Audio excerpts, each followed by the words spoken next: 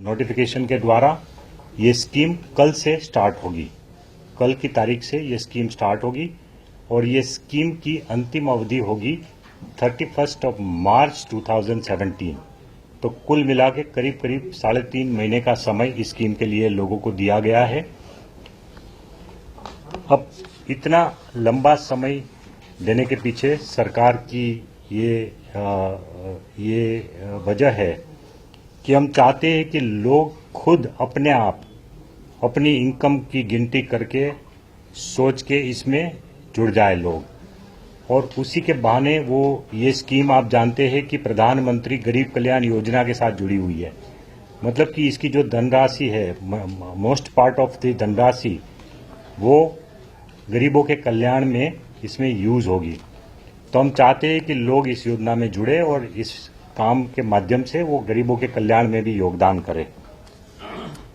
और दूसरी वजह ये भी है कि जैसे ही 31 दिसंबर को डिपॉजिट करने का, बैंक में डिपॉजिट करने का समय पूरा होगा, तो उसके बाद जो भी डेटा, वॉल्यूमिनस डेटा डिपार्टमेंट के पास आएगा, उसका पूरा एनालिसिस करने का हमको भी टाइम चाहिए और उस एनालिसिस के बाद हम लोगों को नोटिस भी दे पाए उसके माध्यम से। तो हम चाहते हैं कि ज़्यादा से ज़्यादा लोग इस स्कीम का लाभ उठा सके और डिपार्टमेंट भी उनको सही तरीके से स्कीम के फायदे बता सके, क्योंकि ये स्कीम में ना आने से फिर जो बाद में झंझट होगी वो बहुत ही मुश्किल झंझट होगी। हम नहीं चाहते कि कोई इंस्पेक्टर राज जो है लोगों पर सवार हो, हम नहीं चाहते ये। हम बिल्कुल नहीं चाहते कि इनकम टैक्स का कोई भी अधिकारी किसी के पीछे पड़ जाए, किसी को स्क्रूटिनी में किसी का केस ले ले और वो करे। हम चाहते हैं कि लोग अपने आप समझ जाए कि भाई उनकी डिपॉजिट की सब इन्फॉर्मेशन डिपार्टमेंट के पास आ गई है, तो अब उनको कोई ऑप्शन नहीं है, उनको कुछ ना कुछ तो करना ही पड़ेगा, ये स्कीम में जुड़ना ही पड़ेगा। तो इसलिए हमारी सबसे अपील है कि इस स्कीम में मैक्सिमम लोग आगे आए।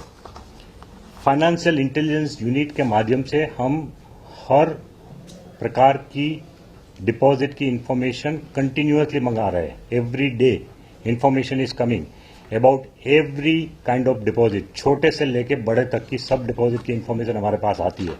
उसका हम डेली पृथक्करण कर रहे हैं और इनकम टैक्स डिपार्टमेंट को, ईडी को और बाकी जांच एजेंसियों को हम इंफॉर्मेशन ये पहुंचा रहे हैं। उसमें हमारे पास जैसे कि डोरमेंट अकाउंट में कितनी डिपॉजिट हुई उसकी भी इंफॉर्मेशन है, जनधन अकाउंट में कितनी डिपॉजिट हुई, अर्बन कोऑपरेटिव बैंक में कितनी डिपॉजिट हुई, लोगों ने अपने लोन अकाउंट में कैश में कितना रिपेमेंट किया वो भी इंफॉर्मेशन है। उसके अलावा हमारे पास जो है वो आरटीजीएस से कितनी ट्रांसफर किया, विड्रॉल कितना किया लोगों ने, वो हर तरह की इंफॉर्मेशन एफआईयू से हमारे पास आ रही है। और उसका कंटिन्यूअस उपयोग करने की वजह से ही आप जैसे देख रहे हैं कि कुछ सफलता मिली है इनकम टैक्स डिपार्टमेंट को। जितनी भी अभी तक रेड हुई है वो सब इंफॉर्मेशन की एनालिसिस के आधार पे हुई है और उसके लिए डिपार्टमेंट को सफलता मिली है। तो और भी आगे जाके हमारे पास ये सब इंफॉर्मेशन आती रहेगी और जो 31 दिसंबर तक आएगी उसका तो पूरा अच्छे से प्रोफेशनल एजेंसी की मदद से हम डेटा एनालिटिक्स करेंगे और सब डॉट्स को जोड़ने की कोशिश करेंगे। और जैसे कि कुछ इन्फॉर्मेशन हमने मंगवाई थी, जस्ट उदाहरण के रूप में मैं बता रहा हूं कि जैसे किसी ने कोशिश की हो कि मैं अपने 10 अकाउंट में 2-2 लाख रुपया जमा कर दूं, मैं सरकार की रडार में नहीं आऊंगा, लेकिन हमारे रडार में वो आ गए क्योंकि या तो उनका एड्रेस कॉमन मिल गया है, या फोन नंबर कॉमन मिल गया है, या तो उनका पान नंबर कॉमन मिल गया है।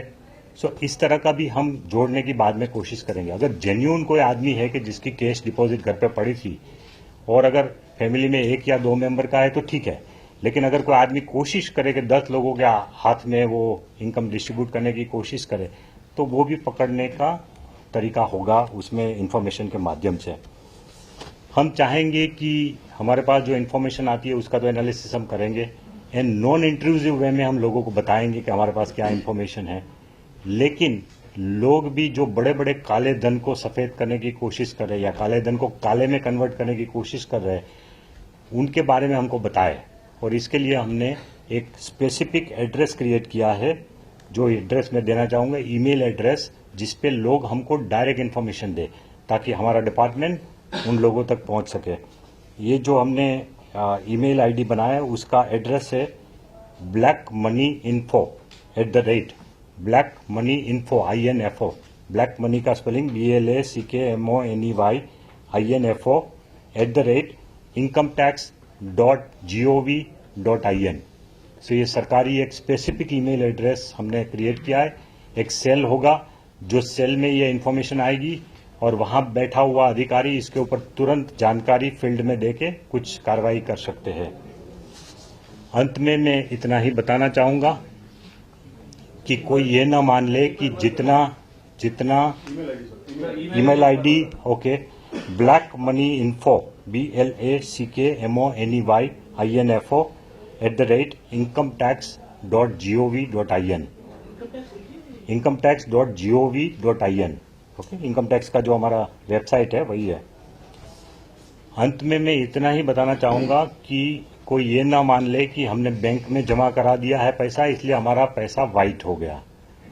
जब तक बैंक में आए पैसे की पूरी जांच ना हो जाए, जब तक अगर उसके ऊपर टैक्स नहीं पे किया गया है, तो जब तक उसके ऊपर टैक्स पेमेंट नहीं होता है तब तक उसको कोई भी आदमी वाइट मानने की भूल ना करे। इतना ही हमको सबको बताना है। और अब मैं रिक्वेस्ट करूंगा हमारे कलीग सुशील चंद्र जो कि चेयरमैन ऑफ CBDT है, उनको मैं रिक्वेस्ट करूंगा कि अभी तक जो सफलता मिली है उनको इनकम टैक्स के द्वारा लोगों को पकड़ने में, गलत लोगों को टैक्स के दायरे में लाने के लिए, उसके बारे में थोड़ा बताएं। बाद में पहले लेटिंग ब्रेकर आंसर आपको। After the demonetization, we collected various information on almost a real-time basis, and on the basis of that information, we profiled with the existing information of that assessee in our database, and on the basis of that particular type of screening, and on that information, we have conducted search and seizures in about 291 cases. We have carried out surveys in 295 cases, and we have also issued around 3,000 notices on that basis of the deposits in the bank accounts. So far, we have seized cash of more than rupees 316 crore, out of which new currency is above 80 crore, jewelry 76 crore, and the total seizure is 393 crore. Sir, can you repeat the numbers again? Yes, we have seized cash of more than 316 crore, out of which new currency is around 80 crore, jewelry is 76 crore, which makes the total seizure of 393 crore. Therefore, and the concealed income, So jewelry is 76 crore. And the admitted concealed income, this is only a seizure. I am talking that admitted concealed income on the basis of these surveys is about 2,600 crores.